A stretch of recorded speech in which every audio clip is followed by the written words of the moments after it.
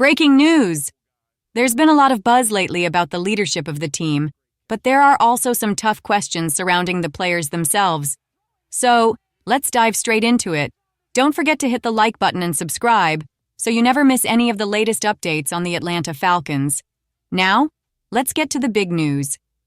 Former number 1 overall pick, Alex Smith, didn't hold back on ESPN's Sunday NFL Countdown when he called out the Falcons' front office for what he described as an organizational disaster. Smith, a 16-year NFL veteran and 3-time Pro Bowler, raised serious concerns about how the Falcons have handled their quarterback situation this season. He specifically questioned the decision-making around Kirk Cousins and Michael Penix Jr.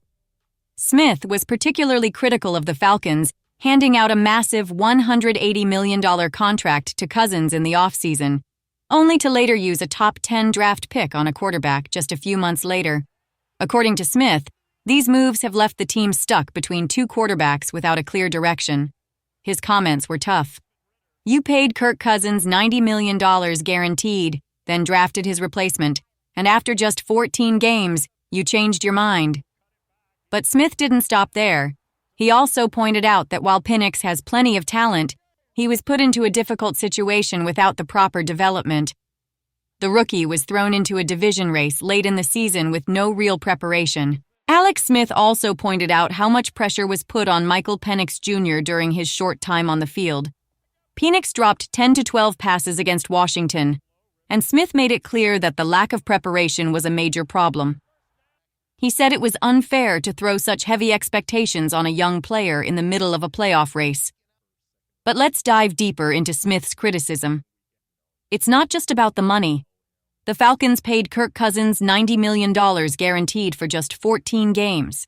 Next season, his salary cap hit will be $40 million, and the team faces $65 million in dead money over the next 2 years.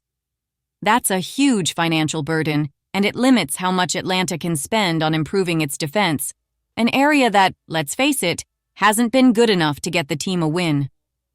Smith went even further, comparing the Falcons' situation to the Minnesota Vikings, who were in a similar spot last offseason. The Vikings let Cousins walk, drafted J.J. McCarthy with the 10th overall pick, and signed Sam Darnold for just $10 million as a bridge quarterback. They then heavily invested in defense, bringing in players like Jonathan Greenard, Blake Cashman, and Andrew Van Ginkel. That's how you build a complete team. Meanwhile, Atlanta spent top dollar on Cousins, got just 1 extra win, lost a 5th-round pick to Tampa Bay, and now has limited resources to build around its young quarterback. To be fair, the Falcons do seem to have a plan. Win now with Cousins, while developing Penix for the future. Alex Smith argues, however, that the plan was flawed from the start.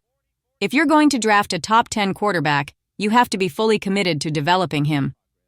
The defense wasn't strong enough for a win-now approach, and the results speak for themselves, a 2-6 record after Penix took over. But there's a silver lining. If Penix is truly the future and continues to develop, drafting a rookie quarterback can cover up a lot of front office mistakes.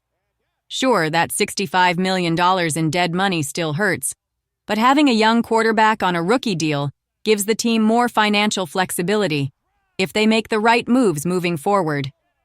Now it's your turn, Falcons fans. Do you think Alex Smith is right?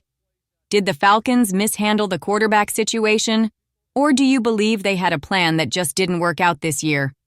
Leave your thoughts in the comments below. Looking ahead, the Falcons already have one of the most exciting offenses on paper for next season.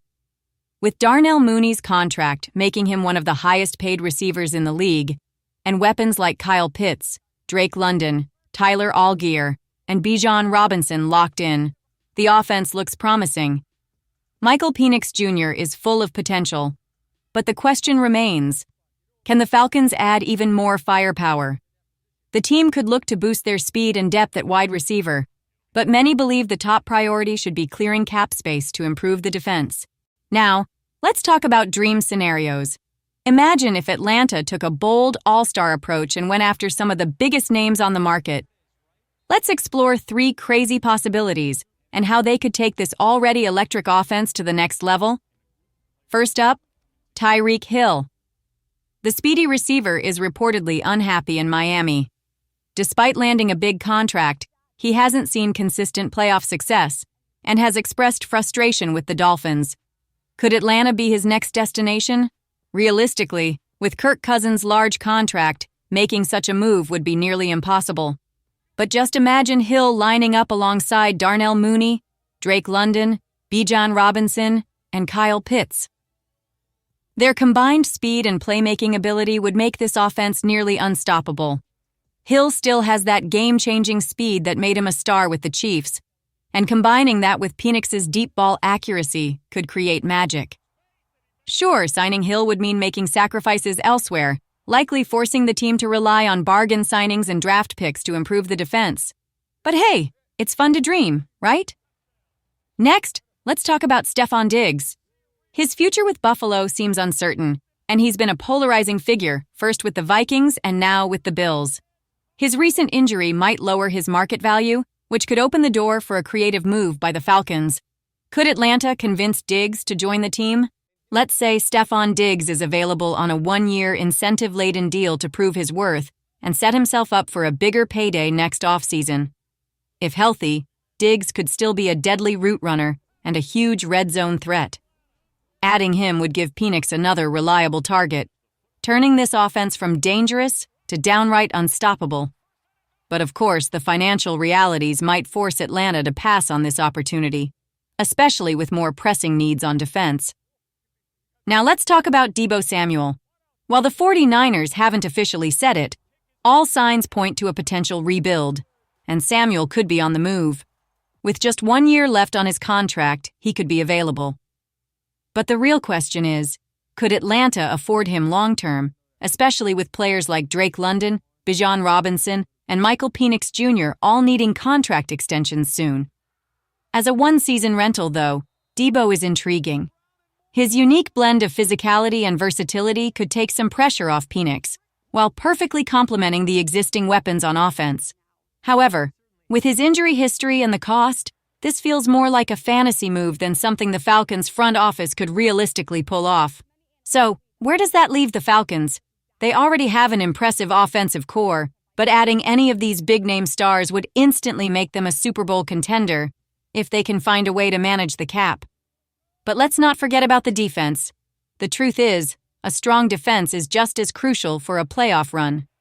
The smarter move might be to focus on bolstering the defense, especially since many of the key offensive players are already under contract. What do you think, Falcons fans?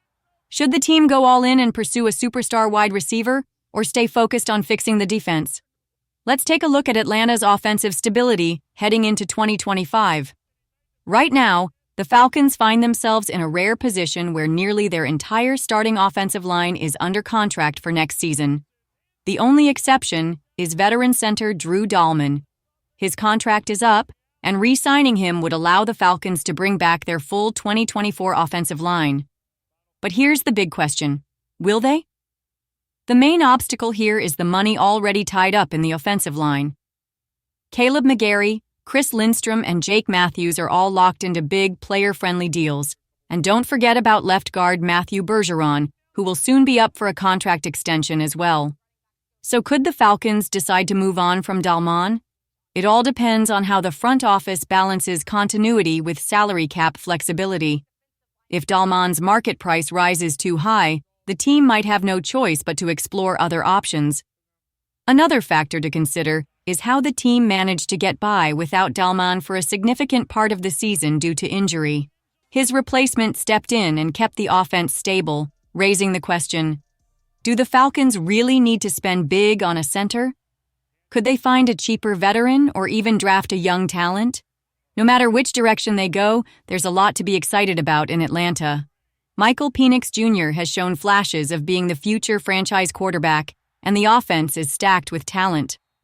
Now, the focus can shift to fixing the real weakness, rebuilding a defense that has struggled for years to generate consistent pass rush.